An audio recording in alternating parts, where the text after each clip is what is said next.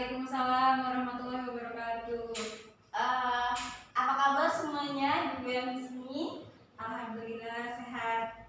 Oke, pada kesempatan malam hari ini, alhamdulillah izinkan saya memperkenalkan diri.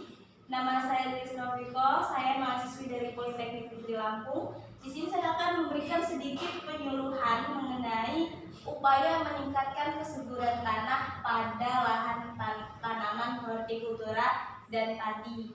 Di sini saya akan menjelaskan terlebih dahulu mengenai ciri-ciri tanah yang kurang subur. Di antaranya sedikit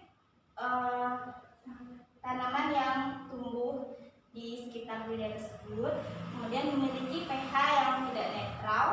Jadi pH yang tidak netral itu di bawah 5. Kemudian memiliki biota yang sedikit. Jadi biota itu kehidupan ya. Kemudian memiliki lapisan humus yang tipis dan memiliki tekstur yang keras.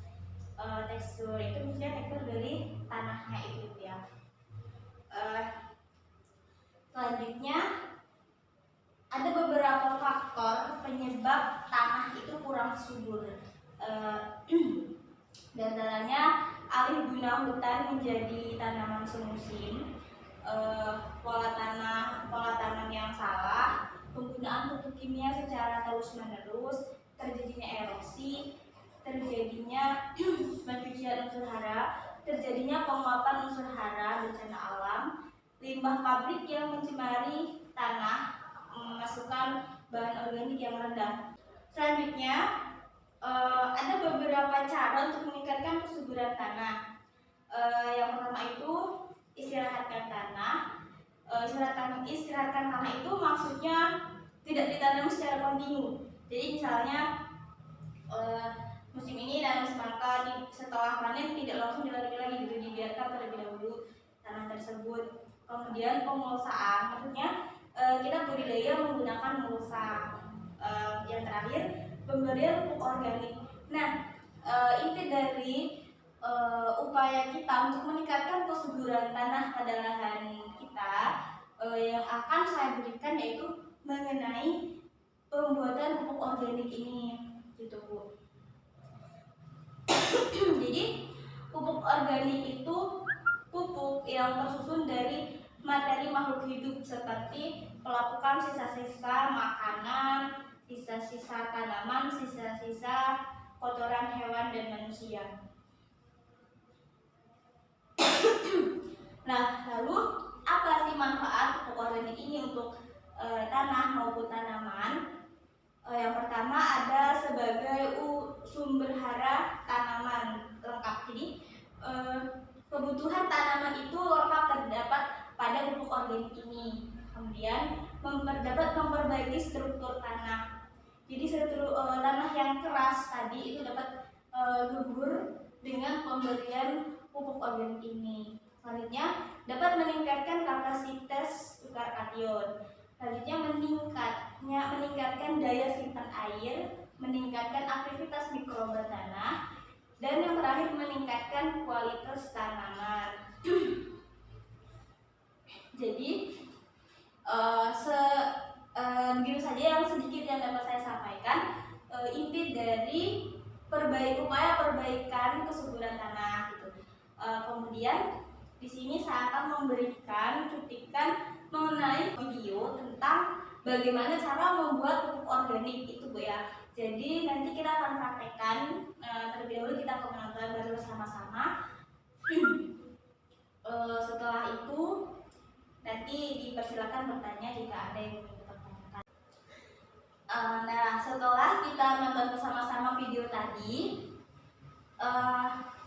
saya rasa videonya sudah cukup bagus untuk kita dapat praktekkan dalam kehidupan sehari-hari, karena bahan-bahannya pun sederhana dan rata-rata kita memiliki di rumah seperti itu.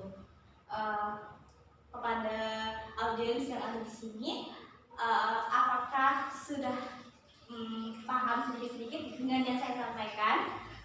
Sudah. Oke. Selanjutnya, apakah ada pertanyaan dari ibu-ibu dan bapak-bapak yang ada di sini? Ya Bu, saya mau nanya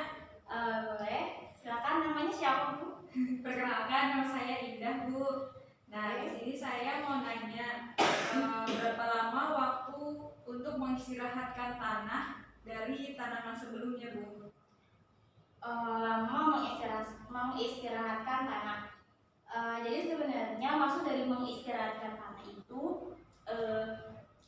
tanah yang akan ditanami itu dibiarkan terlebih dahulu.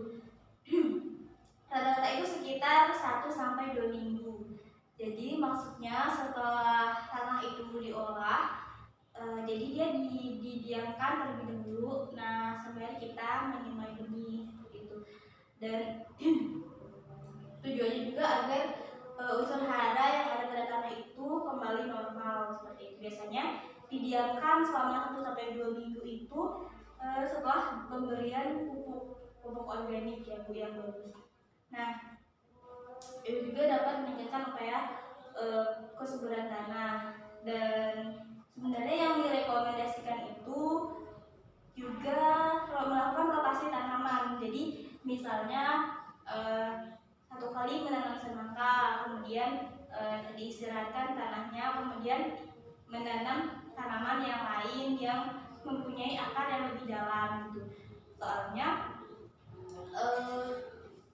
kalau untuk akar tanaman yang dangkal dan yang dalam itu dapat mempengaruhi kesuburan. Jadi kalau seandainya tanaman yang kita tanam itu akarnya rendah, dia hanya memakan unsur hara yang di bagian atas saja, sedangkan di dalam itu tidak kemakan gitu.